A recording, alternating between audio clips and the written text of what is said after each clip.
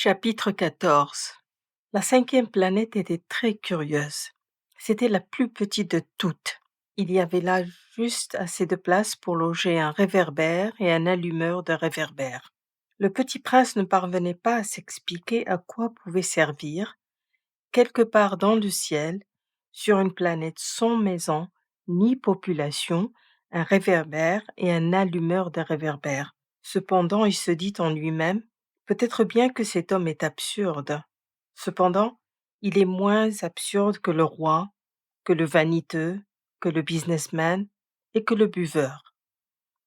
Au moins son travail a-t-il un sens. Quand il allume son réverbère, c'est comme s'il faisait naître une étoile de plus ou une fleur.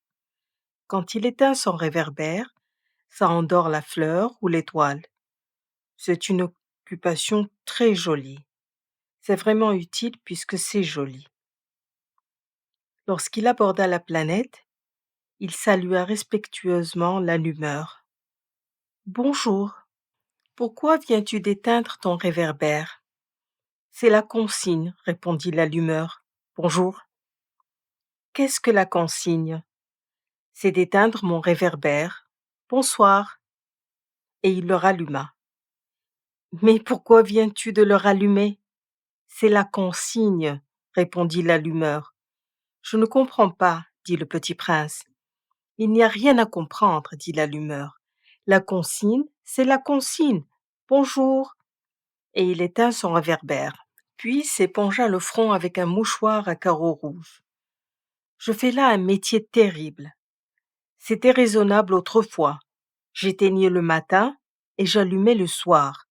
J'avais le reste du jour pour me reposer et le reste de la nuit pour dormir. Et depuis cette époque, la consigne a changé? La consigne n'a pas changé, dit l'allumeur. C'est bien le drame.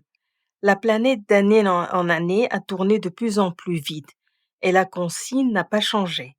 Alors, dit le petit prince, alors maintenant qu'elle fait un tour par minute, je n'ai plus une seconde de repos. J'allume et j'éteins une fois par minute. Ça, c'est drôle. Les jours chez toi durent une minute? Ce n'est pas drôle du tout, dit l'allumeur. Ça fait déjà un mois que nous parlons ensemble. Un mois? Oui, 30 minutes, 30 jours. Bonsoir. Et il ralluma son réverbère. Le petit prince le regarda et il aima cette allumeur qui était tellement fidèle à la consigne.